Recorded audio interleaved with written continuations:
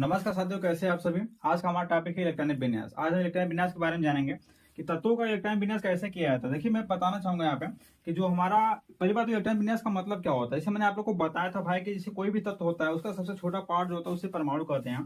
तो परमाणु के मुख्यतः दो भाग होते हैं। पहला हमारा क्या, जैसे एक हमारा नाभिक होता है, दूसरा हमारा नाभिक के बाद छल्लेनुमा आकृतियां होती है, इसे हम क्या बोलते हैं, कक्षाएं बोलते हैं। तो इन्हीं कक्षाओं में इलेक्ट्रॉनों का वितरण करना ही एक तरह से हमारा इलेक्ट्रॉनिक विन्यास कहलाता है। इस इलेक्ट्रॉनिक विन्यास का ज्ञात करने के दो नियम है। पहला हमारा क्या, बोर-बरी का नियम। पहला हमारा बोर-बरी का नियम, ठीक है। दूसरा हमारा है ऑफ-बाउ का नियम। ऑफ-बाउ नियम, ऑफ-बाउ नियम है। तो हम इन दोनों नियमों के बारे में जानेंगे। तो पहले हम स्टार्ट करते हैं आज के दिन ऑफ-बाउ नियम के बारे में जानते हैं। तो देखिए, ऑफ-बाउ का मतलब क्या होता है। ऑफ-बाउ का मतलब होता है भाई रचना या निर्माण करना। ऑफ-बाउ एक प्रकार का जर्मन वर्ड है जिसका अर्थ होता है रचना या निर्माण करना, ठीक है। ये कोई रूल्स नहीं, किसी का रूल्स नहीं है, मतलब किसी साइंटिस्ट का रूल्स नहीं है। इससे इसको बनाया गया है। इसको बनाने के लिए कई नियमों का सहारा लिया गया है, जिसमें क्या हमारा पहला है एन प्लस यल का नियम। एन प्लस यल का नियम। दूसरा, जैसे इसमें पाउली का अपवर्जन नियम, यानी पाउली का रूल्स भी लिया गया है, ठीक है। तीसरा है हुंड का अधिकतम बहुलता नियम, ठीक है, यानी हुंड का भी नियम का सहारा लिया गया है। तो इन तीनों नियमों का सहारा लेकर के और एक तरह से बोरबरी रूल्स पर आधारित इसको बनाया गया है। तो इन तीनों नियमों का सहारा लिया गया है, ठीक है, किसका, ऑफ-बाउ नियम बनाने के लिए। अब देखिए, इसमें क्या होता है कि हम इन तीनों नियमों पर अलग अलग तरीके से लेक्चर लेकर के आएंगे, ठीक है। लेकिन सबसे पहले आज हम जानेंगे ऑफ-बाउ रूल्स से हम इलेक्ट्रॉनिक विन्यास करते कैसे हैं। अब देखिए, इसमें क्या होता है देखिए, ऑफ-बाउ रूल्स में क्या है, जैसे बोरबरी हमारे हम कोषों, ऐसे बोरबरी में क्या था, कोषों का सहारा लिया गया था। लेकिन ऑफ-बाउ में क्या है, उप कोषों का सहारा लिया गया है। यहाँ पे उप ऊर्जा स्तर यानी यल से इसको डिफाइन करते हैं। जो हमारे उप कोष होते हैं उसको एसपीडीएफ से डिफाइन करते हैं, यानी एस होता है और पी होता है, डी और एफ होता है, एसपीडीएफ से प्रेजेंट करते हैं। तो जो हमारा यल की वैल्यू होती है, इसके लिए हमारा क्या, 0 होता है, पी के लिए हमारा 1 होता है, डी के लिए हमारा 2 और एफ के लिए हमारा कितना होता है, 3 होता है। और इसके बारे में थोड़ा समझानेंगे। इसमें देखिए क्या होता है, क्वांटम नंबर के अंतर्गत नहीं आता है। अब देखिए, इसमें क्या होता है कि जो हमारे ये उपकोष होते हैं, क्या होते हैं, उपकोष होते हैं, ठीक है। और जो उपकोष होता है इसमें भी कक्षक होते हैं, आर्बिटर, इसमें कक्षक होते हैं। प्रत्येक उपकोष के कक्षक होते हैं जिसमें हमारे इलेक्ट्रॉन रहते हैं, ठीक है। तो प्रत्येक उपकोष का जो कक्षक होता है उसके लिए जो वहां वैल्यू होती है, और कक्षकों की संख्या हमारे यहाँ से निकल के सामने आती है, यानी कक्षकों की संख्या।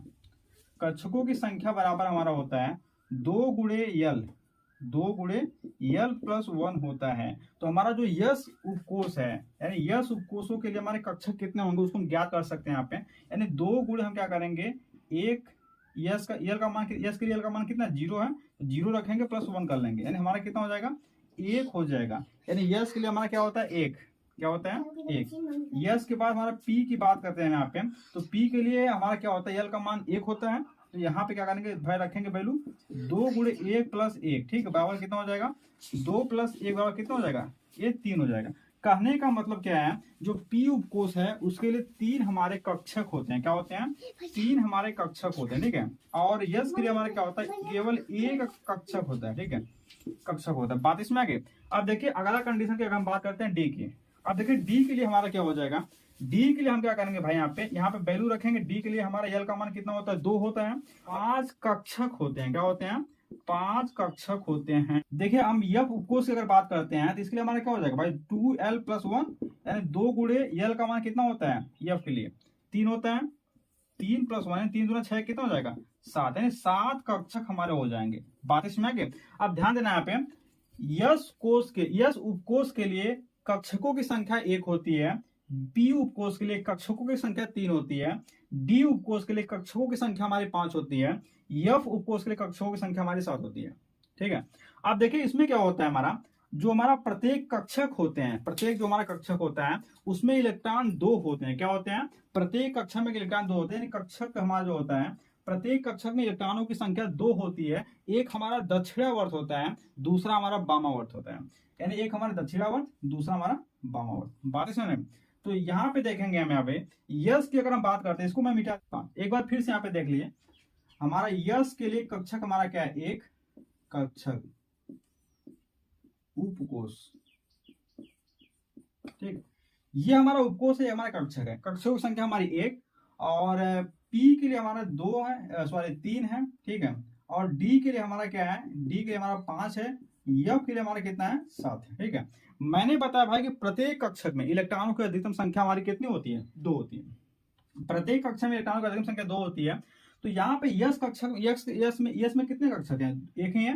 तो यहाँ पे क्या होता है कि प्रत्येक कक्षक में इलेक्ट्रॉन संख्या 2 होती है। एक हमारा क्या है, दक्षिणावर्त, दूसरा हमारा क्या होता है, वामावर्त। ठीक है, आप देखिए यहाँ पे इलेक्ट्रॉन संख्या 2 होगी, तो यस में अधिकतम इलेक्ट्रॉनों की संख्या कितनी हो जाएगी, यस के पास तो एक ही है, यानी हमारा क्या हो जाएगा भाई, 2 गुणे 1 कर लेंगे कितना हो जाएगा, 2। यानी यस की अधिकतम इलेक्ट्रॉनों के लेने की जो क्षमता होती है वह 2 ही होती है। ठीक है, बात समझ पे। आप देखिए पी की अगर हम बात करें, यहाँ पे 3 उपकक्षक होते हैं, 3 कक्षक होते हैं। तो इसमें 1 2 1 2, ठीक है, 2 2 4 2 6। ठीक है, कहने का मतलब 3 गुणे कितना हो जाएगा, 2 गुणे 3 कर लेंगे कितना हो जाएगा, 6। बात इस पे। वहीं डी की बात करते हैं, यहाँ पे कितना होते हैं, इसमें 5 होते हैं, 1 2 3 4 5, 1 2 3 4 5। ठीक है, ये 5 होते हैं, यानी हम कर लेंगे भाई प्रत्येक में 2, 5 गुना कितना हो जाएगा, 10। ठीक है, वही यफ की बात करते हैं तो इसके पास कितने होते हैं भाई, 7 होते हैं, 1 2 3 4 5 6 7। ठीक है, 1 2 3 4 5 6 7। ठीक है, यानी प्रत्येक कक्षक में इलेक्ट्रॉनों की संख्या 2 होती है, तो 7 में कितना हो जाएगा, 14 हो जाएगी। बातें समझ गए। कहने का मतलब ये है सिंपल सा कि ध्यान देना यहाँ पे, हमारा जो उपकोष होता है, जैसे यस उपकोष होता है, उसकी क्षमता 2 इलेक्ट्रॉनों की होती है। वासना पे जो हमारा पी उपकोष होता है उसकी क्षमता हमारी 6 इलेक्ट्रॉनों की होती है।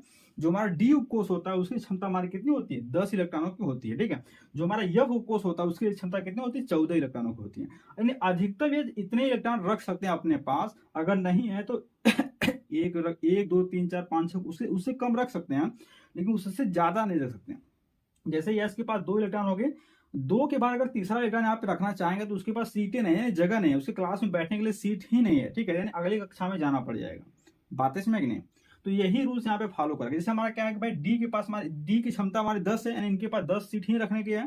ठीक है, यहाँ पे क्या हो जाएगा, 10 के बाद जो 11वां होगा वो वहां पे बैठ नहीं सकता, वो अगली कक्षा में चला जाएगा। ठीक है, तो यही रूल्स यहाँ पे फॉलो करेगा। तो हम सिंपल सा कॉन्सेप्ट, ये उम्मीद है आप लोगों को समझ में आ गया होगा। हम क्वांटम नंबर जब पढ़ाएंगे इसको डिटेल में पढ़ाएंगे वहां पे, ठीक है, जबरदस्त तरीके से। अब देखिए, लेकिन हमारा उद्देश्य है केवल आज इलेक्ट्रॉनिक विन्यास समझाना। ठीक है, इसके बताने का मतलब इतना ही था कि भाई कैसे हमारा यस की क्षमता हमारी 2 होती है, पी की हमारी क्या होती है, 6 होती है, डी की 10 और एफ की 14 होती है। बातें समझ में। तो हम आते हैं आबाउ रूल्स के ऊपर। आबाउ रूल्स के ऊपर हम आते हैं। तो देखिए, आबाउ रूल्स के बारे में मैंने आप लोग को बता ही दिया। आबाउ जर्मन वर्ड है, ठीक है, जिसका अर्थ होता है रचना या निर्माण करना। ये किसी साइंटिस्ट का रूल्स तो है नहीं, इसको बनाया गया है इलेक्ट्रॉनिक विन्यास को करने, आसान तरीके से करने के लिए। ठीक है, और इसमें सहारा लिया गया, बोरबरी के रूल्स का भी सहारा लिया गया है, क्वांटम नंबर का सहारा लिया गया। क्वांटम नंबर में खास ऑक्सीजन प्लस एल का नियम लिया गया। ठीक है, पाउली का अपवर्जन नियम, हुंड का अधिकतम बहुलता का नियम, सारे नियमों का सहारा लेकर के इस नियम को बनाया गया है। ठीक है, ताकि हम इलेक्ट्रॉनिक विन्यास आसानी से कर सके। तो आज हमको इलेक्ट्रॉनिक विन्यास सीखना है। देखिए इसमें क्या होता है, दरअसल इसको पहली बात तो मैं बनाने का काम बता रहा हूँ। ठीक है, इसमें ये जो रूल्स है फॉलो करेंगे, इस रूल्स पर मैं अलग अलग से टॉपिक लेकर के आऊंगा। ठीक है, समझाने का प्रयास करूंगा। अब देखिए इसमें क्या होता है। यस हमारा पहला कक्षक होता है, पहला उपकोष होता है। तो यहाँ पे यस को लेकर चलते हैं। तो 1s 2s 3s, इसको आप लोग समझे, 4s 5s 6s और 7s। ठीक है, ये ध्यान देना। आप देखिए इसके बाद यस के बाद पी हमारा आता है, तो पी दूसरे नंबर पे आता है। तो यहाँ पे सेकेंड नंबर से हम स्टार्ट करते हैं। ठीक है, आप देखिए 2p 3p 4p 5p हमारा हो जाएगा 6p 7p। ठीक है, बात समझ गए। पी के बाद हमारा डी आता है, डी हमारा तीसरे नंबर पे आता है, तो हम तीसरे नंबर से स्टार्ट करते हैं। यानी 3d 4d 5d 6d and 7d। D के बाद हमारा यफ आता है, तो हम यफ क्या करते हैं कि अगले कंडीशन से स्टार्ट करते हैं। चौथे नंबर पे आता है, चौथे नंबर से स्टार्ट करते हैं। यानी 4f 5f 6f 7f। बात इसमें आ गई। अब क्या करते हैं, इनको 45 अंश से 60 या 60 डिग्री पे क्या करते हैं, इसको काटते हैं। ऐसे हम क्या करते हैं, नोक रखते हैं, ऐसे काटते हैं। ठीक है, ऐसे देखिए इसके समांतर काटते चले जाते हैं। इसी के समांतर हम क्या करते हैं, इसको ऐसे रखते हैं, ऐसे काटते हुए आगे बढ़ते हैं। ठीक है, बस ना पे कोई दिक्कत नहीं पे। अब ध्यान देना, ऐसे हम काटना सीख गए। अब काटने के बाद क्या होगा भाई, यहाँ पे हम डॉटेड लाइन रखेंगे, यहाँ पे नोक रखेंगे, डॉटेड लाइन से इसको क्या करेंगे, आगे बढ़ाते हुए इसके पूंछ से मिलाएंगे। ऐसा नहीं डायरेक्ट आकर ऐसे मिला दे, ठीक नहीं, ये क्रम है इलेक्ट्रॉनों के भरने का। ठीक है, इलेक्ट्रॉनों का उनके उपकोषों में भरने का क्रम है। ठीक है, आप देखिए यहाँ पे चलेंगे, फिर ऐसे यहाँ पे क्या करेंगे, ऐसे मिलाते चलेंगे। अब यहाँ पे चलेंगे तो ऐसे मिलाते चलेंगे।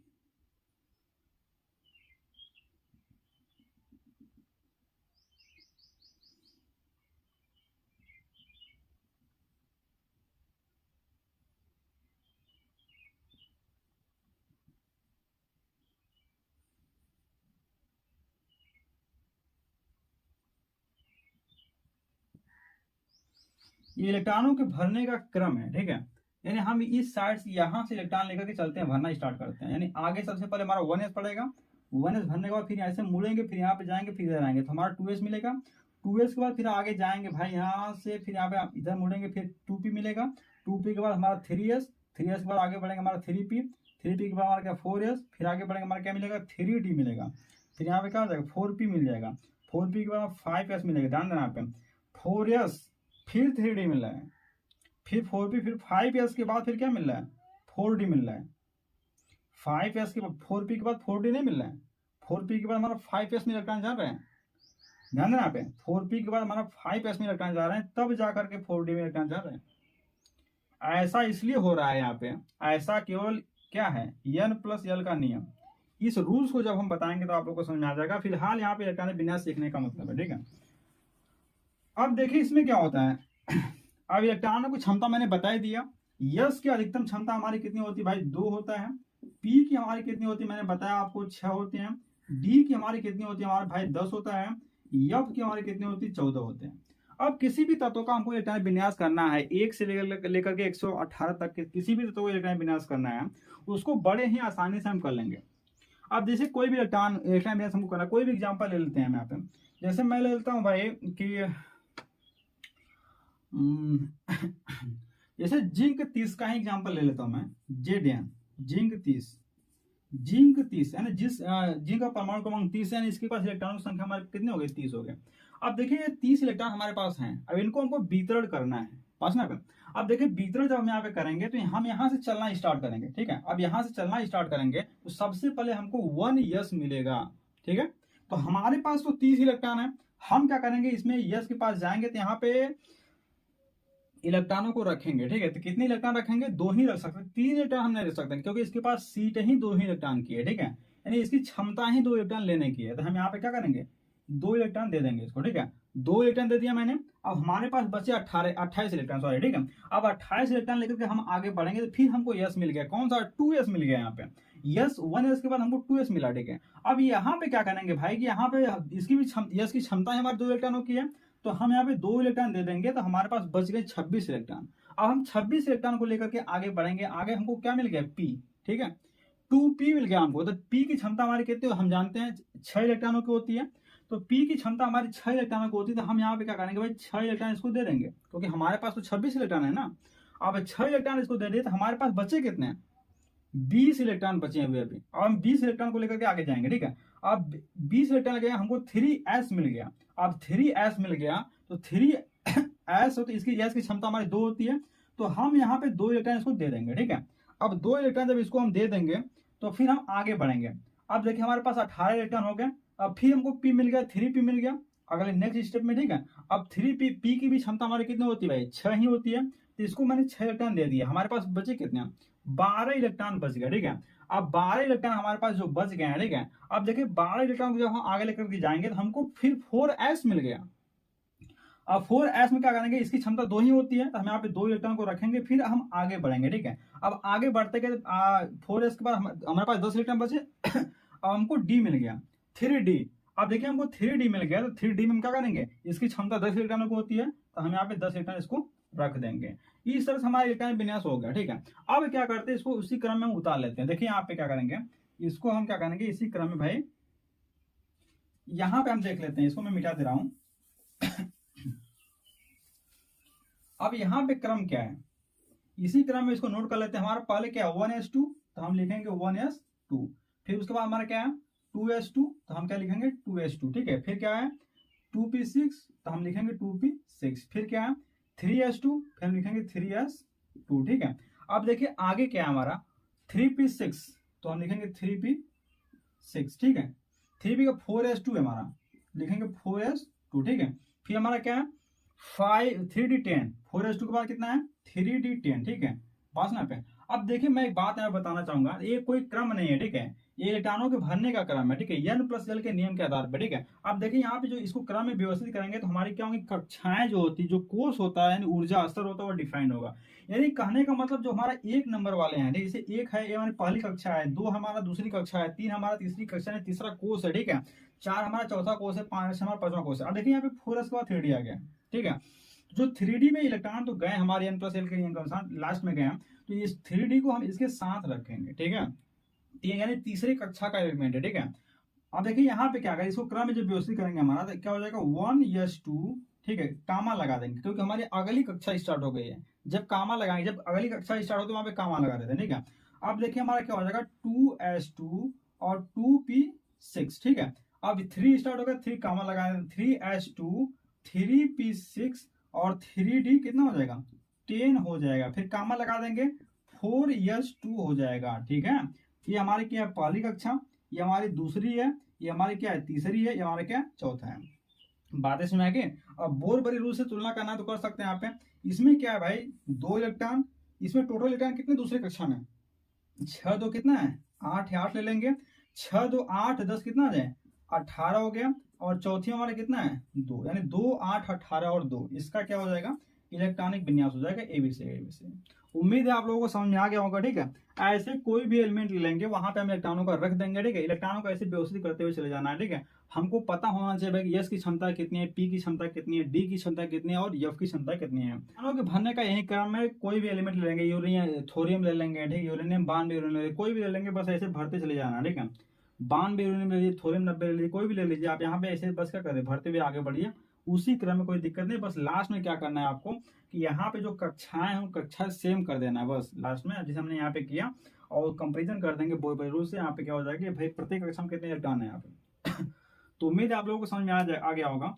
और एग्जाम्पल आप लोग लेकर प्रैक्टिस कर सकते हैं। मैं एक बात इसमें बताने वाला हूँ भाई, अपवाद की बात बताने वाला हूँ। क्या बताने वाला हूँ अपवाद। अपवाद का मतलब होता है क्या, अपवाद का सिंपल सा मतलब होता है, मैं आप लोगों को बताना चाहूंगा कि भाई अपवाद उसे कहते हैं जो किसी रूल्स का पालन नहीं करते हैं, जो किसी रूल्स को फॉलो नहीं करते हैं, किसी नियम का पालन नहीं करते हैं, ठीक है, उसे हम अपवाद के अंतर्गत रखते हैं, ठीक है। कहने का मतलब सिंपल सा जो किसी रूल्स नियम कानून को पालन न करे उसी को अपवादी टाइप का आदमी बोलते हैं, ठीक है। तो अपवाद भी केमिस्ट्री में ढेर सारे मिलते रहते हैं। तो यहाँ पे क्या है कि केमिस्ट्री जो हमारे तत्व होते हैं 118 हमारे पास तत्व होते हैं, कितने 118 प्रेजेंट टाइम में है, इसमें से 4 हमारे पास अपवाद है, कितने 4। मैं आप लोगों को बताने वाला हूं 4 कौन कौन से अपवाद हैं। 4 हमारे पास अपवाद है। पहला मैं बताना चाहूंगा सोना है, इसको हिंदी में अगर समझना चाहें सोना, ठीक है, चांदी बहुमूल धातुएं भाई, सोना चांदी, ठीक है, तांबा, ठीक है, और क्रोमियम, ठीक है, ये 4 तत्व हमारे क्या है भाई अपवाद है, सोना चांदी तांबा और क्रोमियम, ठीक है, ये 4 तत्व हमारे अपवाद हैं। इन चारों तत्वों के बारे में जानेंगे। इनका परमाणु क्रमांक कितना हो, इसे AU से डिफाइन करते हैं। इनका प्रतीक क्या AU है और परमाणु क्रमांक 79 है, ठीक है, 79 इनका परमाणु क्रमांक है, इसको याद रखना, ठीक है। और चांदी क्या है इसे AG से प्रतीक करते हैं, यानी AG, ठीक है, परमाणु क्रमांक 47 है, ठीक है, ध्यान देना यहाँ पे। और तांबा हमारा क्या है, इसको CU से प्रतीक करते हैं, यानी कॉपर इसको बोलते हैं। अब देखिए इसका परमाणु क्रमांक भाई हमारा 29 होता है, ठीक है। अब देखिए क्रोमियम का हमारा क्या, क्रोमियम को CR से प्रतीक करते हैं, इसका जो परमाणु क्रमांक होता है ये हमारा क्या होता है 24 होता है। क्या होता है 24 होते हैं। इनको भी हम बताएंगे भाई आखिरकार ये अपवाद क्यों है, ठीक है। यहाँ पे ऊर्जा स्तर की बात होती है, थोड़ा सा मैं समझाऊंगा यहाँ पे, लेकिन इस पर एक अलग से टॉपिक में बनाने वाला हूँ। अब देखिए इसमें होता क्या है कि ये जितने हमारे अपवाद होते हैं जिनका अंतिम इलेक्ट्रॉन जब S कक्षा में जाता है उसके जस्ट पहले हमारा जब D ऑर्बिटल होता है, अगर वह अयुग्मित है, ठीक है, तो S से क्या करता है कि वो इलेक्ट्रॉन खींच लेता है। जैसे मैं बताना चाहूंगा, जैसे हमारा D क्या होता है, इसके पास क्या होते हैं 5 होते हैं, 1 2 3 4, 1 2 3 4 और 5, ठीक है। अब देखिए ये हमारा D है, ठीक है, D के जस्ट बाद अगर हमारा क्या है S है क्या है D के जस्ट बाद हमारा क्या S है, ठीक है, यानी S के बाद हमारा केवल एक ही होता है, एक ही कक्षक होता है। और डी के बाद हमारे 5 होते हैं। अब देखिए अयुग्मित का मतलब क्या है कि जब इसका अंतिम जो है 1 2 3 4 और 5 जो पांचवा अगर अयुग्मित होता है, जैसे कहने का मतलब इसमें एक इलेक्ट्रॉन है, इसमें एक इलेक्ट्रॉन, इसमें एक इलेक्ट्रॉन और इसमें एक इलेक्ट्रॉन है, ठीक है बात समझ पे। उसका पांचवें में इलेक्ट्रॉन है ही नहीं, तो पांचवा क्या करता है, इससे इलेक्ट्रॉन खींच लेता है, ठीक है। एक इलेक्ट्रॉन क्या करता है, इससे खींच लेता है, ठीक है। अब देखिए इसमें क्या होता है, अब जैसे ए सिंगल है, अगर डबल डिजिट में जैसे यहाँ पे मान लीजिए इलेक्ट्रॉन है, अगर यहाँ पे डबल है, यहाँ पे डबल है, यहाँ पे डबल है, यहाँ पे, ठीक है, यहाँ पे सिंगल है, तो इस कंडीशन में भी इलेक्ट्रॉन क्या करता है, इससे खींच लेता है अपने आप, ठीक है। इसलिए यस में क्या होते हैं, यस में तब एक इलेक्ट्रॉन हो जाता है, बात समझ। तो ये चारों के साथ ऐसा ही कंडीशन बनता है, ठीक है। इस पर अलग से लेक्चर लेकर के आऊंगा मैं, तो ध्यान देना यहाँ पे। तो बस यही सिंपल सा कॉन्सेप्ट है कि जब ये हमारे जब इसका इलेक्ट्रॉन विन्यास करते थे, इसके बाद जो हमारा यस होता है, अंतिम जो यस होता है, उसमें एक इलेक्ट्रॉन रखते हैं, ठीक है। जैसे मैं क्रोमियम 24 की बात करूँ यहाँ पे, अब क्रोमियम 24 का इलेक्ट्रॉन विन्यास करेंगे यहाँ पे हम, तो क्रोमियम में क्या हो जाएगा, अब देखिए यहाँ पे 2 इलेक्ट्रॉन रखा मैंने, फिर यहाँ के बाद 2 4 हो गए, फिर यहाँ पे 6 6 6 4 10 10 2 12 12 6 18 18 2 20, ठीक है। 4s2 में 20 हो गए, 20 बचे हमारे पास कितने, 4। अब ये 4 इलेक्ट्रॉन को लेकर जाएंगे, कहाँ रखेंगे, डी में रखेंगे। ध्यान देना पे, क्या करेंगे, डी में 4 इलेक्ट्रॉन को हम रख दिए, ठीक है। अब डी में हम 4 इलेक्ट्रॉन को रख दिए हैं, तो हमारा देखेंगे यहाँ पे क्या है, ये एक हो गया पहले, ठीक है। हुंड का जितना बोलता नहीं, पाउली का अपोजिट नहीं, इसी के सारे बढ़ते इलेक्ट्रॉन।